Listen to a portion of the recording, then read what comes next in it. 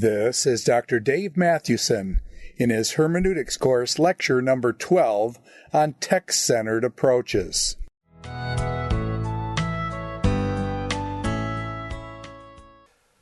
We've been discussing author's intention as one of the facets of a historical approach to interpreting Scripture, that is, looking at the author's intended meaning as the primary goal of interpretation.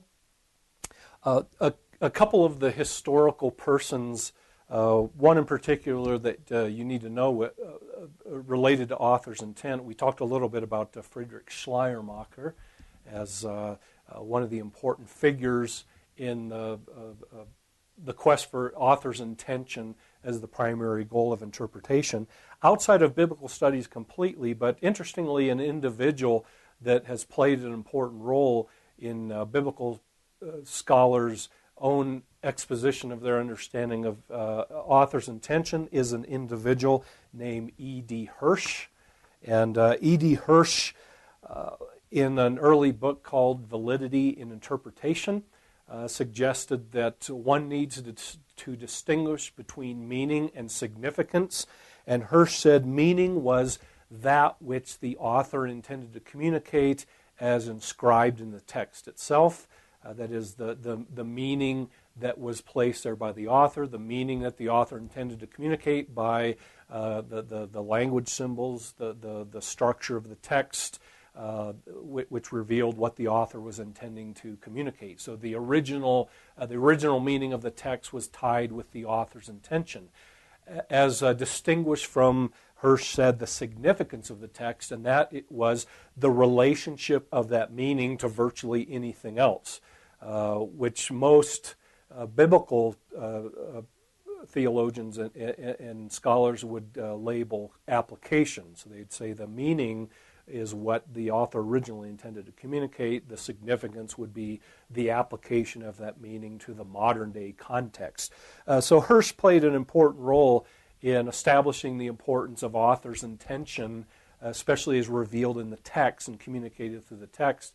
The author's intended meaning that the author willed to communicate in the text, as distinguished from the relationship of that meaning to anything else and to other situations, which Hirsch labeled significance. And you'll often see that distinction between meaning and significance picked up again, especially by biblical interpreters, to distinguish between the meaning of a text and its ongoing relevance and application to the modern day reader. But we said that although there are many reasons that have been used to argue for author's intent as a worthy and necessary goal in interpretation, is, on the other hand, some have rejected author's intention for a variety of reasons as a valid or even a necessary or possible goal of interpretation.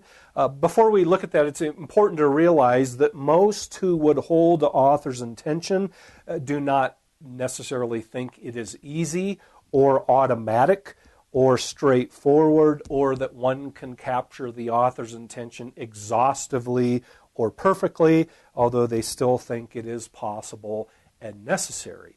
But there are some who reject author's intention as a possible or a necessary goal of interpretation. So why have some rejected author's intent as the goal of interpretation? Why are some convinced that it is not a valid or even possible objective of interpretation? And again, my list is not meant to be exhaustive, but simply to capture some of the possible objections. First of all, some have rejected author's intention because it is impossible to get in the mind of an author and determine what that author intends to communicate. Especially with authors that are no longer alive, it is impossible to consult with them to determine exactly what they meant. Some early responses to author's intent formulated what is called as the intentional fallacy.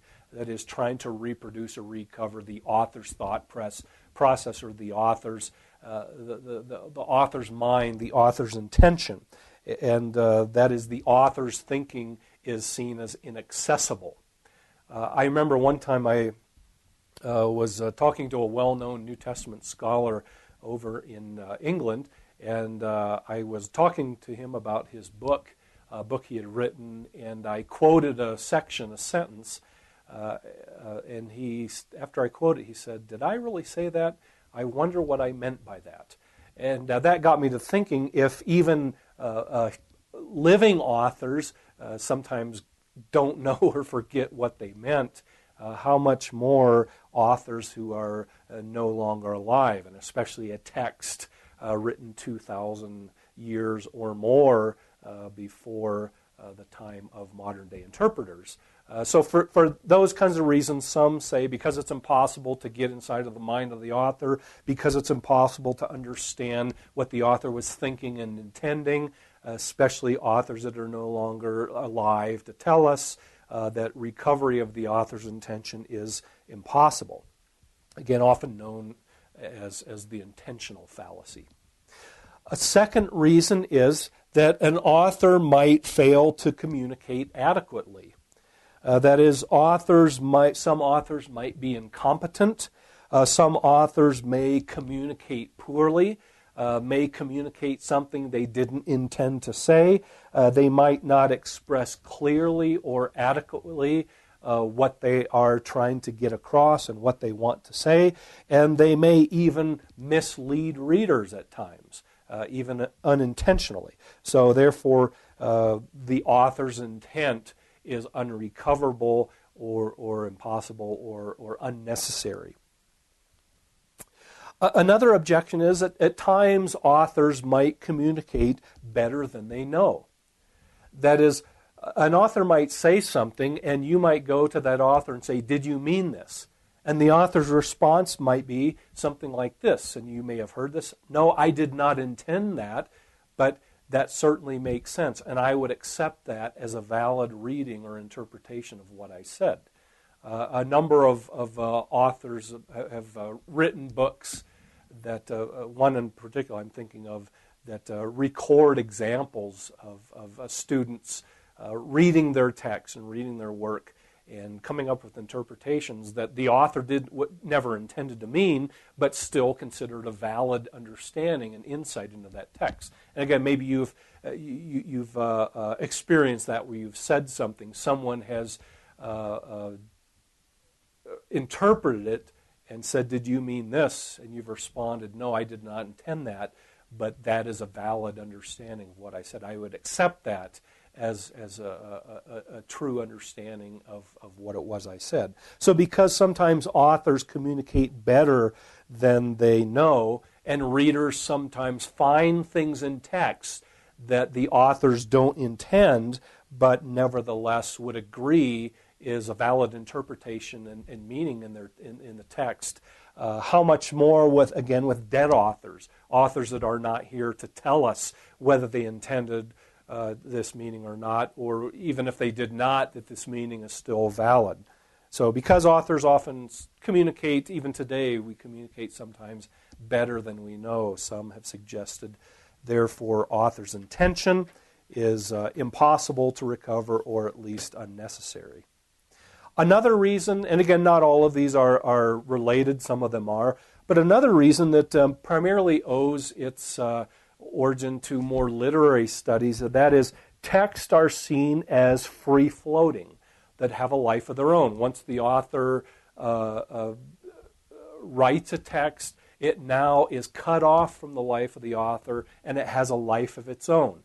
That is, the author no longer has a say in determining its exact meaning. The text now has a life of its own, and readers then perhaps are then allowed to make sense of the text and to find different meanings. So again, because texts are autonomous, they're free-floating entities with a life of their own, the author's intention then is unrecoverable, or at least it's not valid to restrict ourselves to the author's intention. Some that would think that the author's intention is still a valid goal might still suggest, but we can't limit it only to the author's intention. A fifth objection could be that interpreters often come up with different meanings and different interpretations of the same text. If the author's intention was truly the primary goal and truly a valid goal and a recoverable goal, then why is it that interpreters come up with different interpretations of text? So why does someone read Genesis 1 and 2 and they're convinced in a 7 literal 24-hour day creation period? Why do others read the same text and see it as referring to something that takes place over a much longer period of time? Why do some readers read Revelation 20 and the millennial passage and are convinced it's teaching premillennialism, while other readers reading the same text going after the author's intention are convinced of amillennialism? Or why do some readers read Hebrews chapter 6, the well-known warning in Hebrews chapter 6, and convinced that it fits an Arminian perspective, and others read the same text and are convinced that it supports Calvinism? Or some read the well-known gender passages in 1 Corinthians 11 and 1 Timothy 2, and some are convinced that it permits women to participate in any form of ministry, including ordination and functioning as senior pastors, while others read the same text, going after the author's intention and see it as limiting the roles that women should play in ministry. So because interpreters come up with different meanings and interpretations of a text, some would suggest that those readers who are seeking the author's intention, treating the Bible as the Word of God, yet they come up with different interpretations, who has found the author's intent? Some would conclude that the author's intention is unrecoverable. A final one, again, there could be others. There could be other examples that we could point to, but New Testament authors themselves often seem to find new meanings in Old Testament texts. For example, in 1 Corinthians chapter 10, 1 through 5.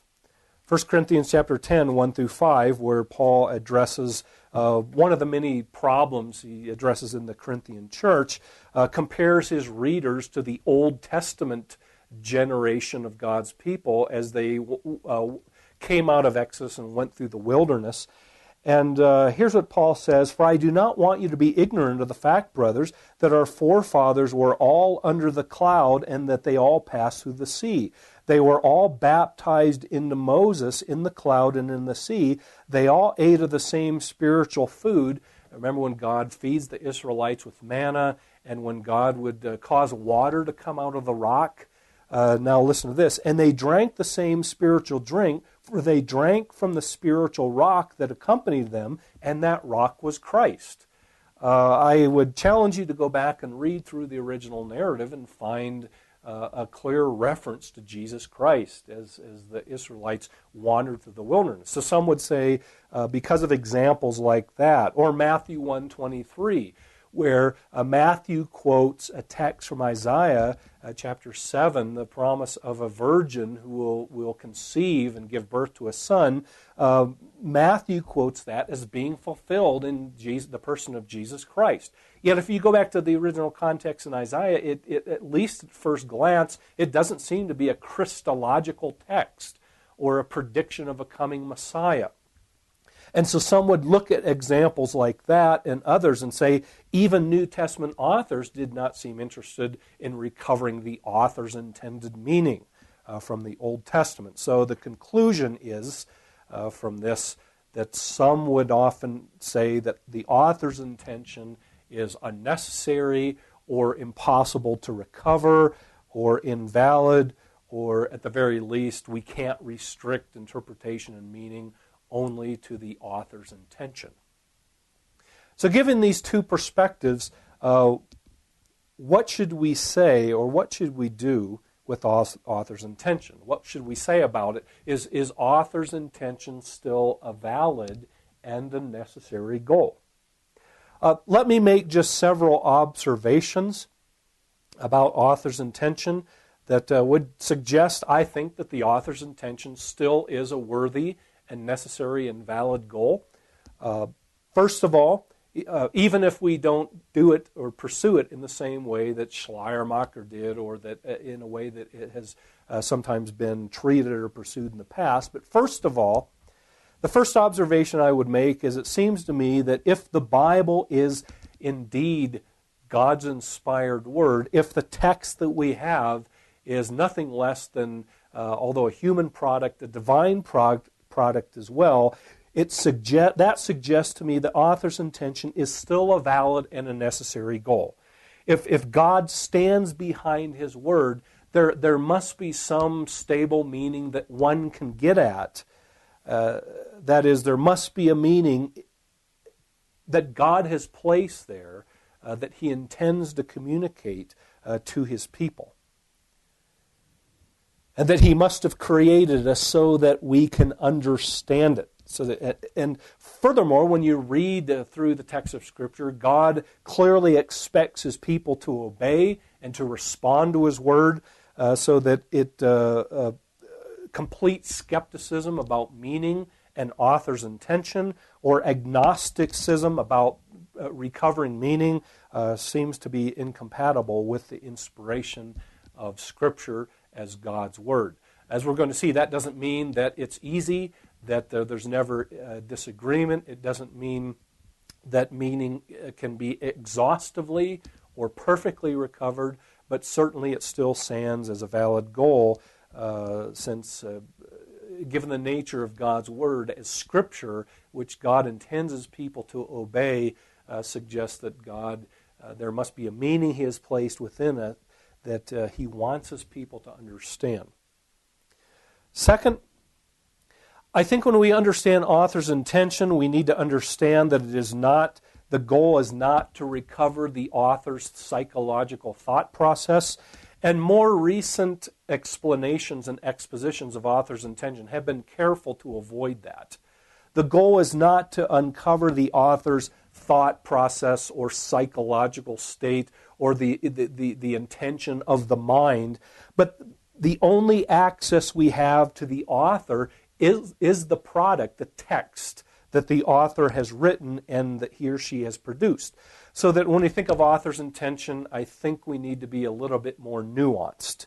It's the meaning that the author has encoded in the text. The text is the only evidence we have of what an author was trying to do and what an author was trying to communicate. Again, the assumption is the author was attempting to communicate something at a certain place and at a certain time. And the text is a record of a historical communicative act on the part of an author to a reader. So we can uncover that act. We can explore and explain and study and uncover what it was the author was trying to do by considering the text that the author has produced.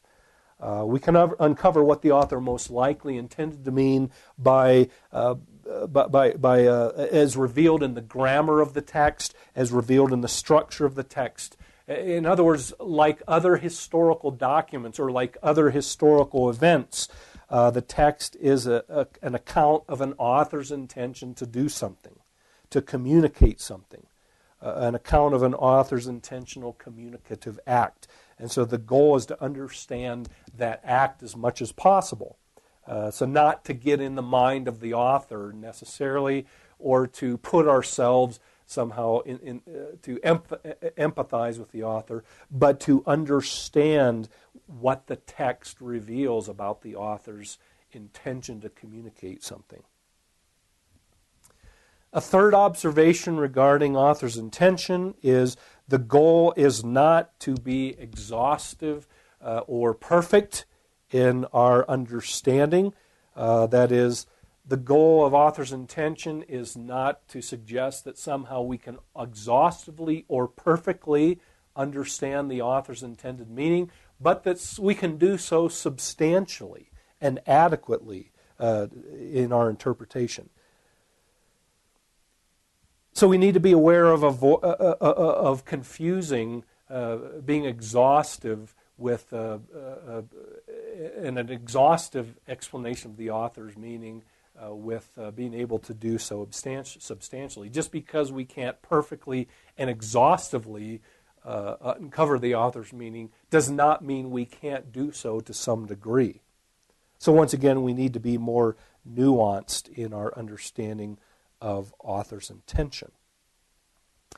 Number 4, hermeneutics of suspicion must be replaced, I think, by a hermeneutics of respect.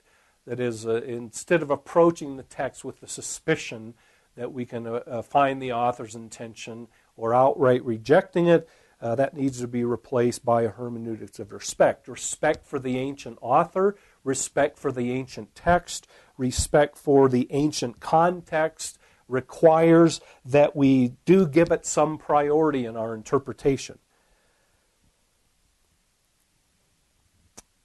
So there is merit, I think, to the meaning significant distinction that we talked about in relationship to Hirsch.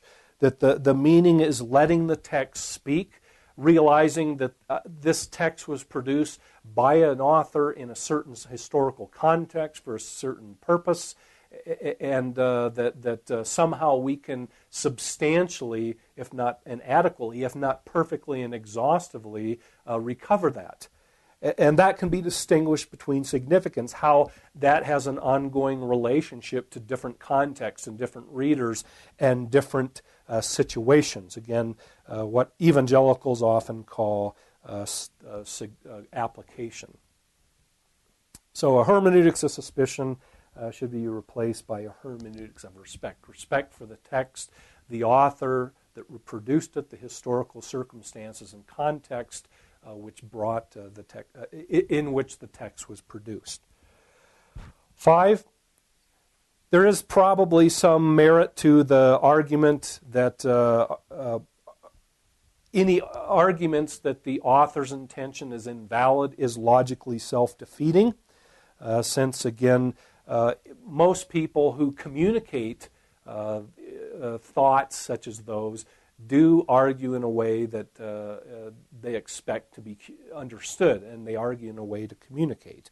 That is, we write to be understood. And reading a biblical text and interpreting a biblical text should at least allow the author to attempt to speak and understand what the author was attempting to do with his text. A final one, even when disagreement does take place, whether it's over the issue of the millennium or over the issue of women in ministry or over the issue of whether charismatic gifts such as speaking in tongues and prophecy and miracles are still valid today or not, even those that disagree over those, still attempt to ground their interpretation in the text and what they think the author was intending, as opposed to simply seeing the text as seeing interpretation as a free-for-all and an anything goes. So the author's intention as the goal of interpretation, one hermeneutics text explained like this. I think a helpful way to explain what is the goal of interpretation, how do we understand the author's intention, is one text put it like this. The author's intention, the goal of interpretation then is to arrive at the meaning of the text. The meaning of the text is that which the words and the grammatical structures of that text disclose about the probable intention of the author-editor and the probable understanding of that text by its intended readers. I'll read that again. The meaning of the text is that which the words and the grammatical structures of that text disclose about the probable intention of the author-editor and the probable understanding of that text by the intended readers. Let me just make a couple comments on this definition or description. First of all, notice that it is grounded in the text itself. Notice the goal is not to recover the author's intention as far as the thought process or what was in the mind of the author. The goal here is to determine what the text discloses about the author's intention. That is, the wording of the text, the grammatical construction of the text, and I would also add what we can know about the historical circumstances surrounding the text. All of that discloses something about the intention of the author. But furthermore, notice the language of probability. This definition avoids the language of exhaustiveness or somehow that perfectly or with absolute certainty or that somehow we uncover the author's intention and we're done, we can be certain that we've arrived at it. But I like the language of probability. The goal is to uncover the probable intention of the author or editor. Again, sometimes texts may have been brought together by an editor, but understanding the probable intention, but that is tied to the text itself by looking at the structure, grammatical structure of the text, the wording, and again, the historical circumstances, and even what the original readers whom the author was writing for, what they probably would have understood in light of what the author was within the horizons of the reader was trying to communicate. One can arrive at the probable intention of the author. Again, that would suggest that absolute certainty escapes us without having the author here to tell us exactly what he meant. And as the example I gave with my conversation with a well-known New Testament scholar just a bit ago, the example I gave reveals that sometimes even living authors aren't quite sure what they meant or exactly what they intended. So that this avoids the language of absolute certainty and realizing that because we're separated 2 millennia or more from the text, because of some of the distances between us and the original context, because the author is no longer here, all we have is the text itself, and therefore by considering the text we can arrive at a high degree of probability that our interpretation corresponds to what the author was intending.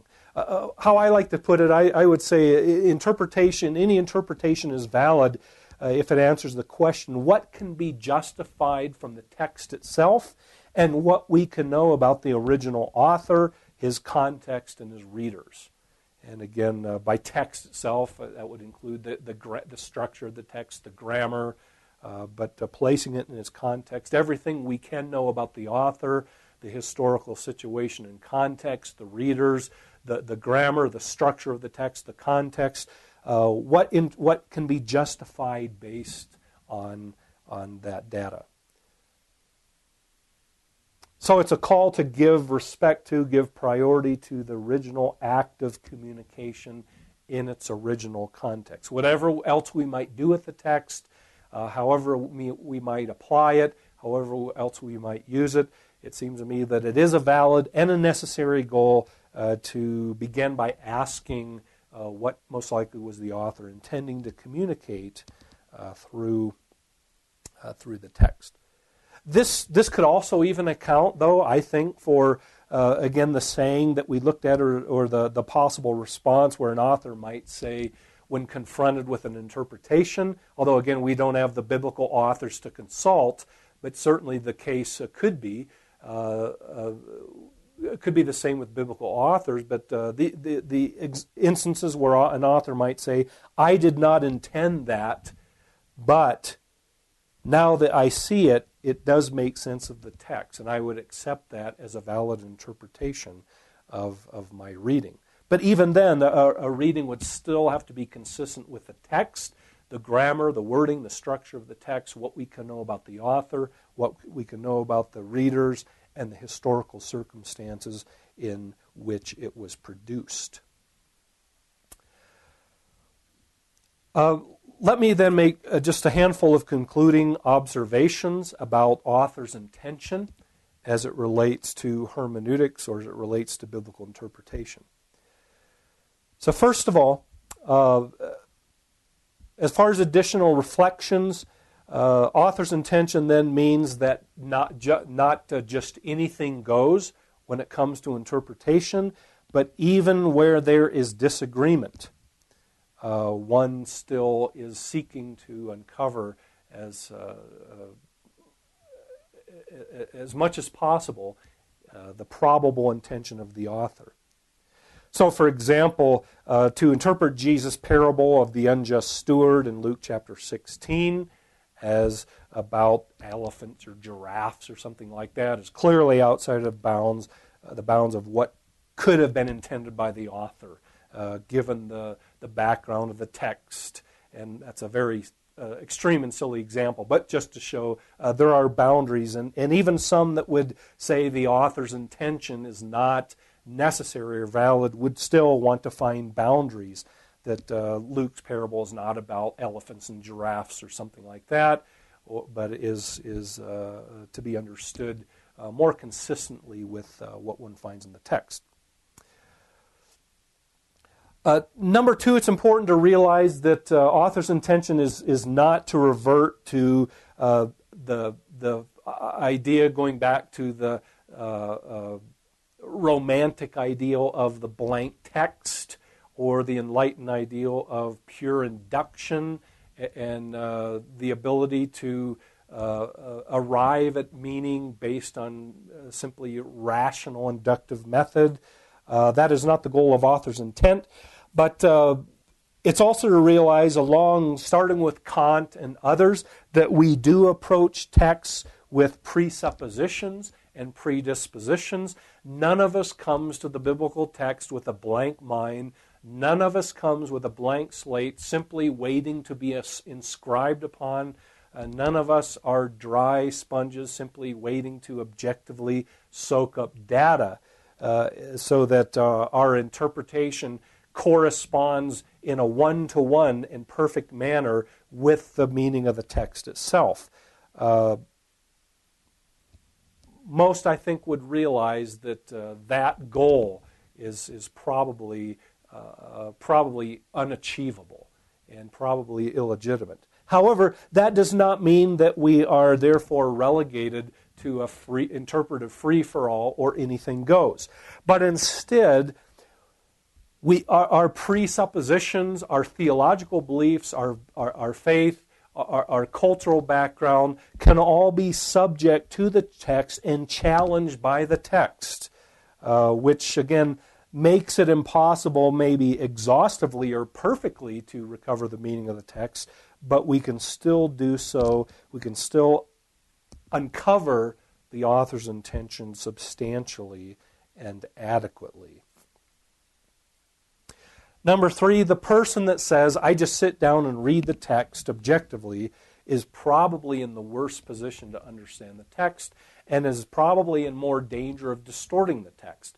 Because by saying something like that, they come unaware of how their prior beliefs and experiences and predispositions might influence the text. The person that begins with and brings their presuppositions and their baggage and all they are to the text is probably in a better position to deal with them, as opposed to the person that thinks that somehow they can come to the text with complete objectivity, therefore unaware of how their presuppositions and beliefs are influencing the way they read and interpret the text.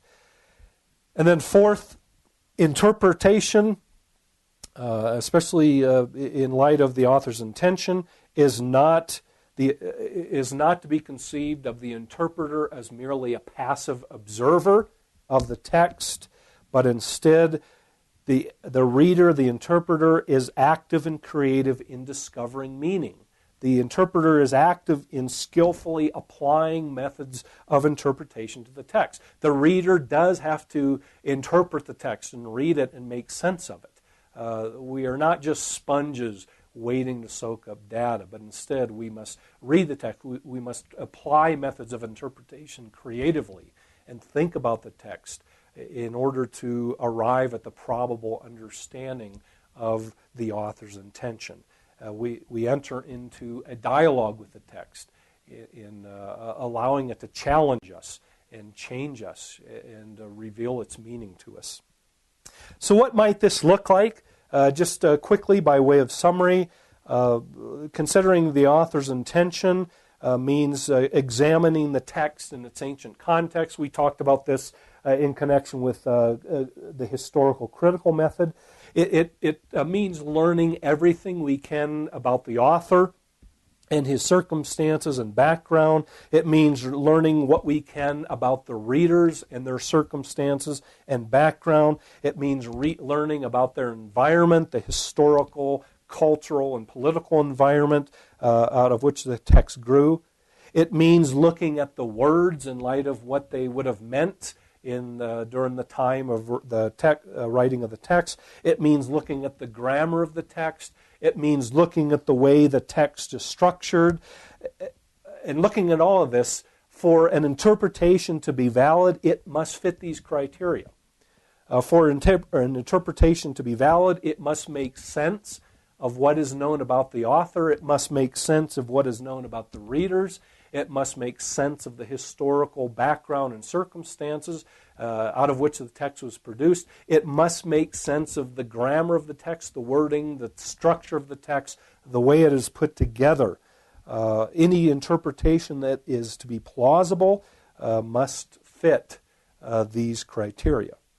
So what can be justified from the text itself, and what can be known about the author, readers, and their circumstances is a question that's necessary to ask in order to validate our interpretation. So given some of these qualifications and given this discussion, I will proceed with the assumption that it is valid to start with and to seek the author's intended meaning. Again, not that we're reading the author's mind or trying to uncover the author's thought process, not that we realize there aren't difficulties because of historical distances and because of possibilities of not communicating as clearly as one wants, or the possibility of readers misunderstanding.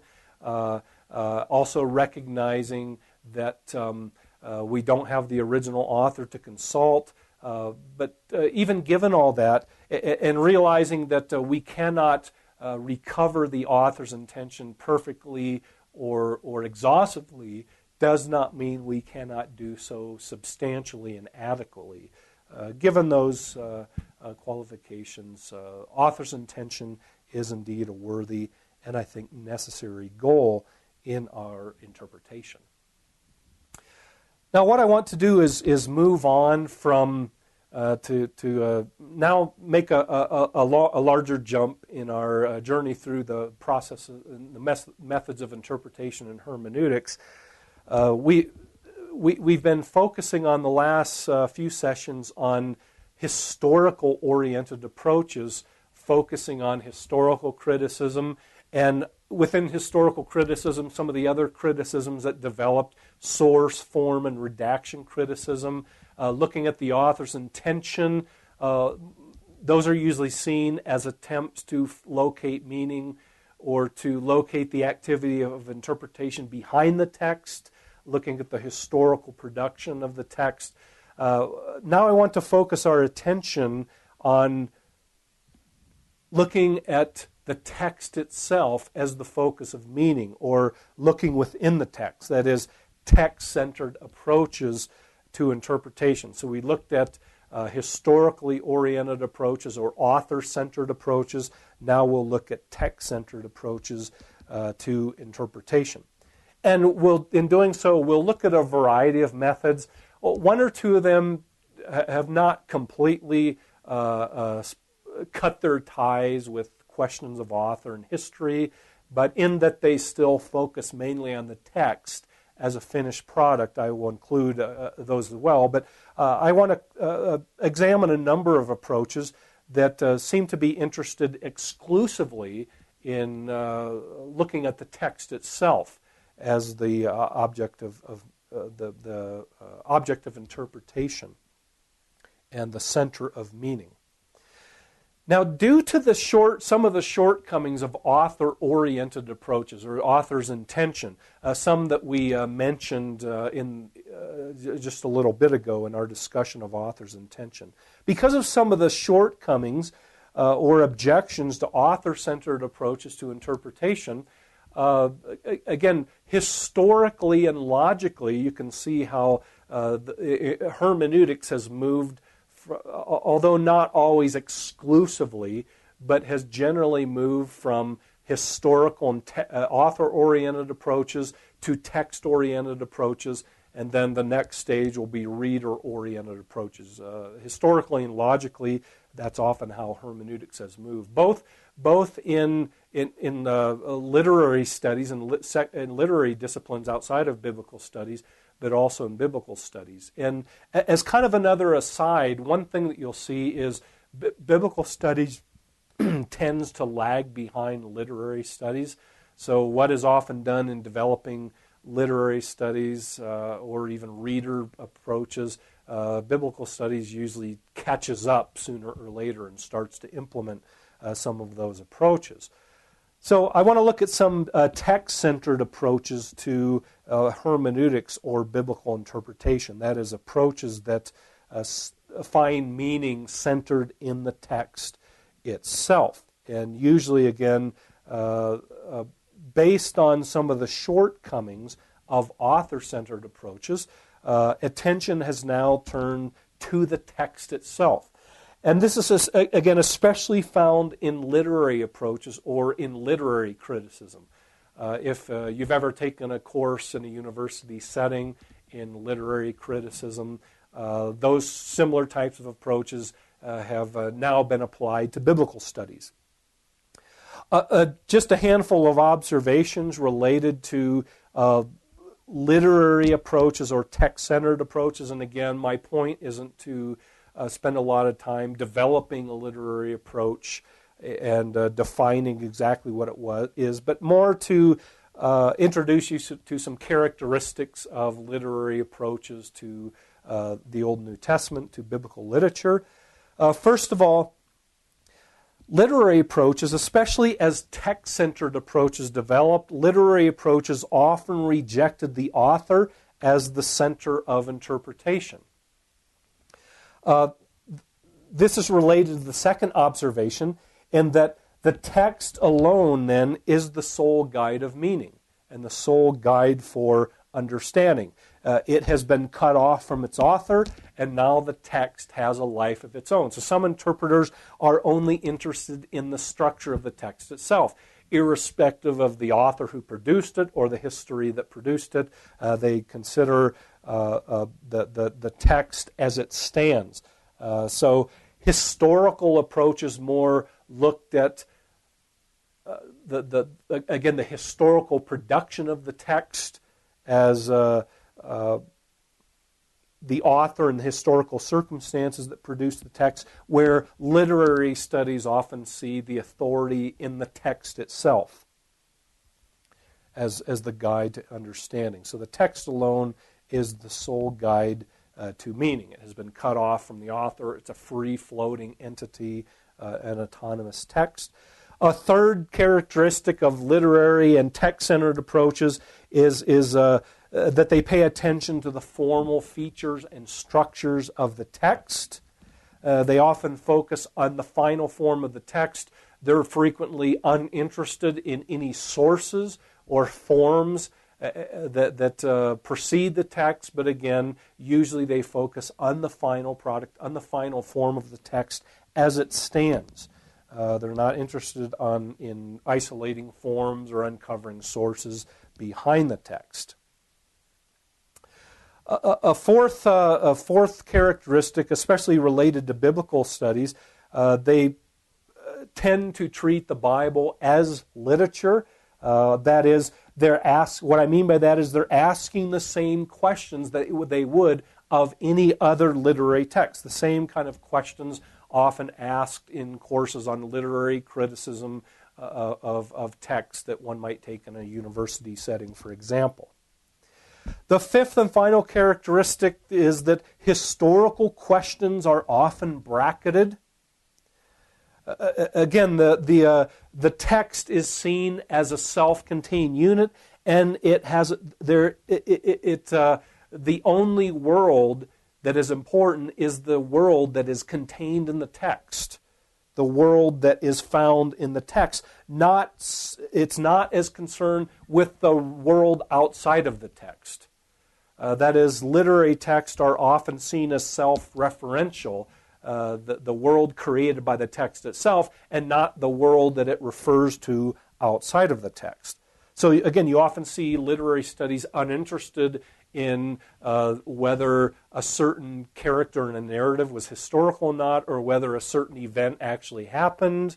They're not interested in that. They're simply interested in the narrative structure itself, in the structure of the world itself within in the text, not some world outside of the text that the text might refer to.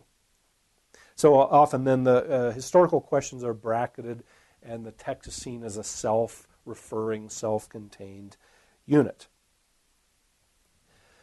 But within this sort of a wide variety of approaches, I want to just give you an example of a handful of approaches that I'm going to place on very broadly under literary approaches, or more broadly under text-centered approaches. Usually, literary approaches to the Old New Testament are seen to emerge with what is known as formalism, or the new criticism that actually emerged in the 1920s. Again, as I've said, often biblical studies plays the role of catching up to what is done in other disciplines. But formalism, or the new criticism, is often what most people think when they think of literary criticism, whether it's of any other text or biblical text. And again, the characteristic features of formalism were that the text is sufficient for producing meaning. Again, the text is self-sufficient, it's autonomous, it is disconnected from the author, so it does not ask questions about the author and why the author wrote and the historical circumstances that produced it. The text is sufficient for itself for producing meaning. Second, historical matters are usually bracketed. Again, we mentioned this before, because again, the world of the text is self-referential. It's contained within the text. They're not interested in the world outside of the text to which the text might refer.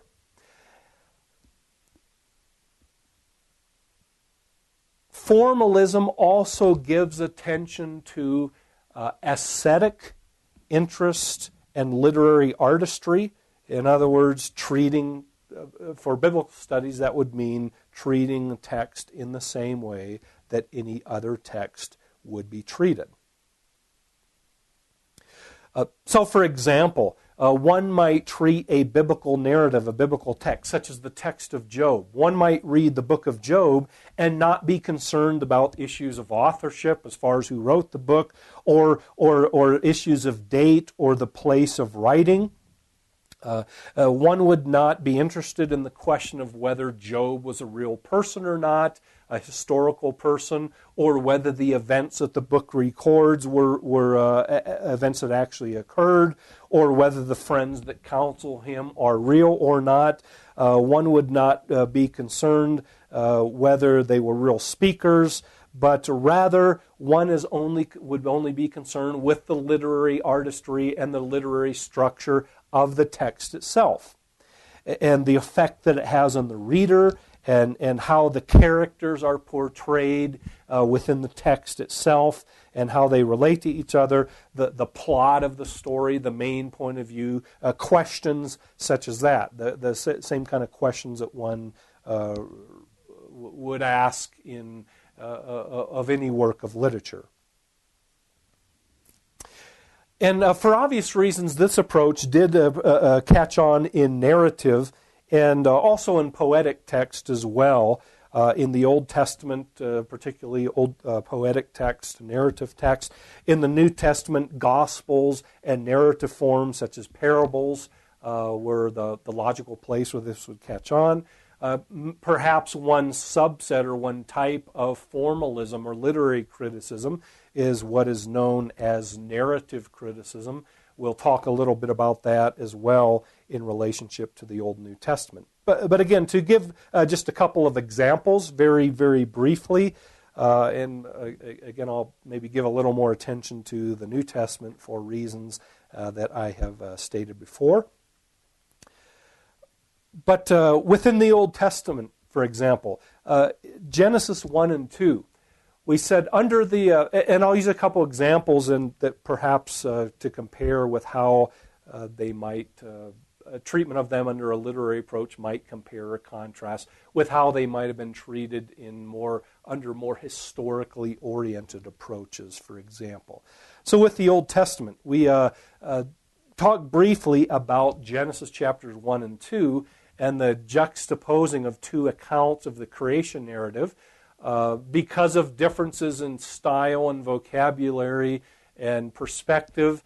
An older historically oriented approach would ask the question of what sources lie, the sources that lie behind those two creation stories, and may even go further and ask about the date of and the setting of those two stories. But the attempt would have been to reconstruct the sources that lie behind the two accounts of creation in Genesis 1 and 2, and assigning them to the right sources, the J source or the E source or whatever that lies behind this story of creation in Genesis 1 and 2.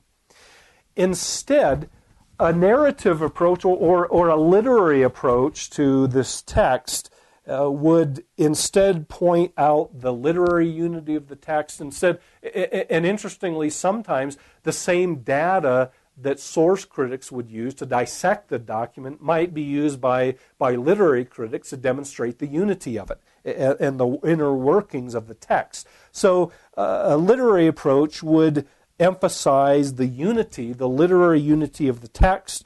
It might seize upon the themes of water and creator and land and seed and cursing and blessing and the role they play in Genesis 1 and 2 as well as in the rest of the book.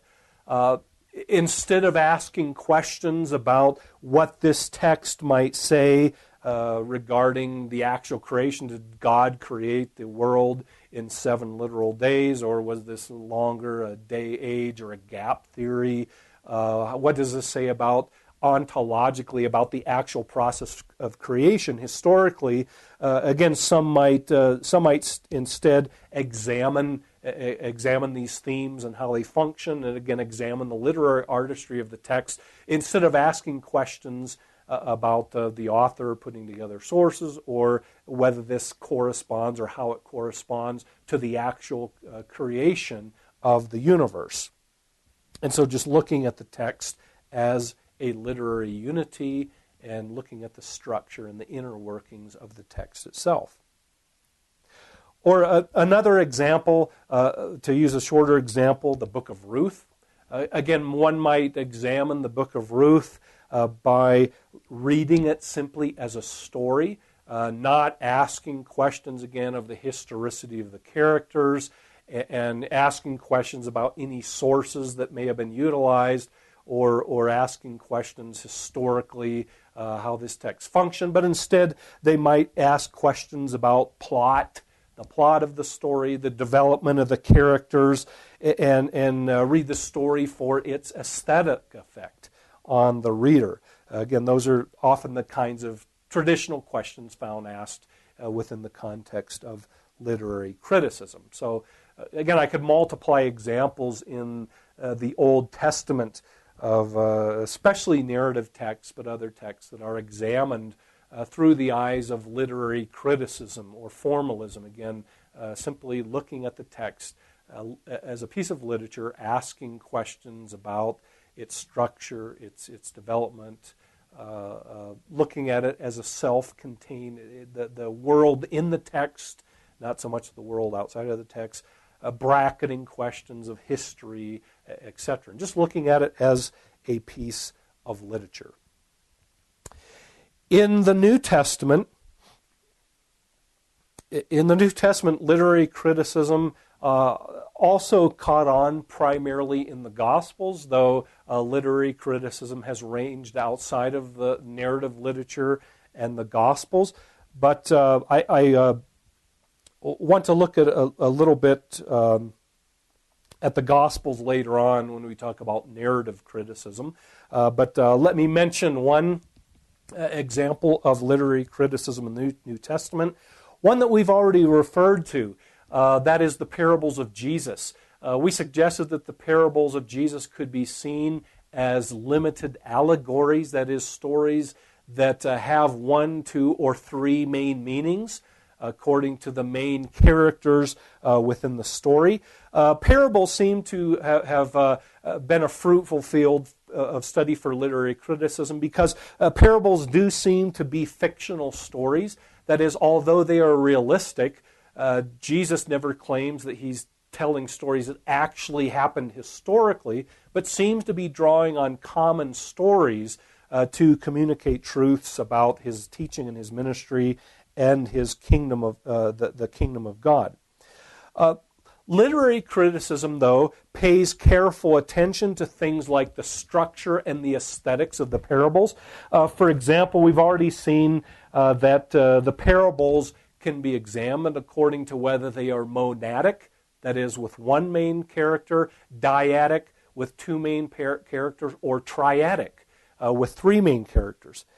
And even sometimes, even when you have 3 main characters, another question literary critics ask is whether the characters all play identical roles, whether you have a mediating figure with 2 other characters on the same level of authority, or whether the structure is more vertical, where you have an authority figure and other figures under that person, such as a master with servants. So they ask questions about the structure of the parable, how the characters function and how they're put together. Some ask questions about the aesthetic nature of the parables. It's interesting that many of the parables include unrealistic elements in them.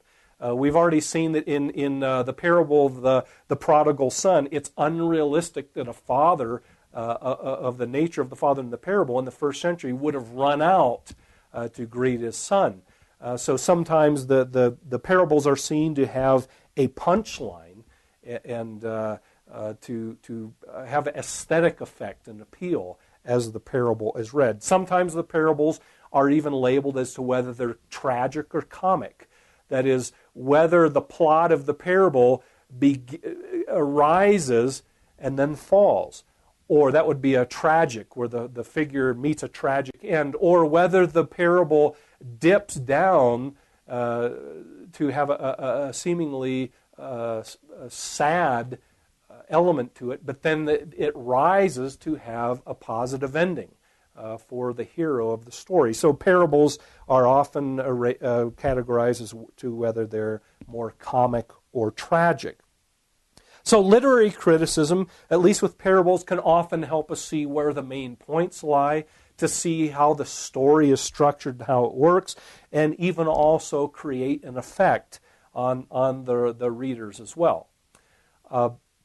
What I want to do in the next session is maybe look at one more example in the New Testament of literary criticism, but then also move on to a more specific feature of literary criticism known as narrative criticism, and examine what that is and what that does, how it's been used, and how it can help in interpreting narrative literature in the Old Testament and the New Testament as well.